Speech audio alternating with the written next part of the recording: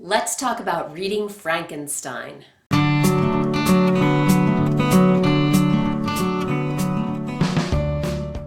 Mary Shelley's novel Frankenstein has maybe one of the most interesting origins of any novel of the 19th century. Shelley was in Switzerland with her husband, Percy Shelley, a poet, and a couple of friends, the poet Byron and John William Polidori, who was a writer and a physician. And the four of them were reined in, or there was bad weather, and they got bored, so after a few evenings, Byron suggested that everyone write a ghost story. Now, the poets didn't take this exercise very seriously. They dashed off a couple of poems and were done with it. But Mary had been listening in on their conversation about the possibility of reanimating a corpse, and she couldn't sleep. She was so taken with the idea that she kept thinking about it, and that became the origin of her story in response to Byron's challenge. She wrote about this experience and said, "The idea so possessed my mind that a thrill of fear ran through me, and I wished to exchange the ghastly image of my fancy for the realities around. I see them still, the very room, the dark parquet, the closed shutters with the moonlight struggling through, and the sense I had that the glassy lake and white high Alps were beyond. I could not so easily get rid of my hideous phantom, still it haunted me." Shelley's novel Frankenstein was first published 2 years later in 1818, and she continued to revise it, so the last edition came out in 1831.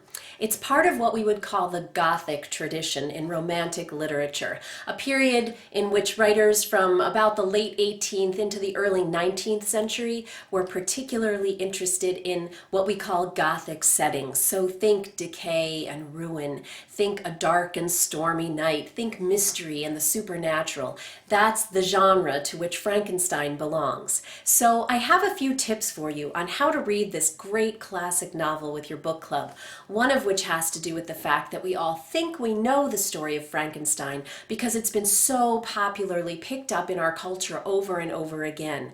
But when you read the novel, I think you'll find it's not exactly what you expect. So my first tip is just that you're going to have to set aside a lot of those cultural expectations.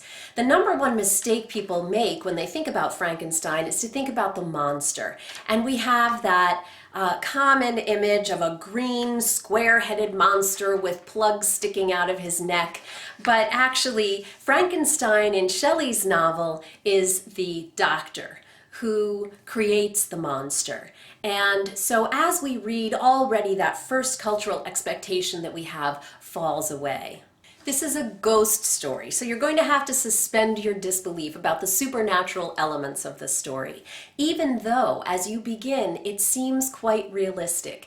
It's delivered in realistic prose, the situation seems quite realistic and quite believable, but that's part of what makes the story so scary. So go with it once it takes a turn towards the supernatural.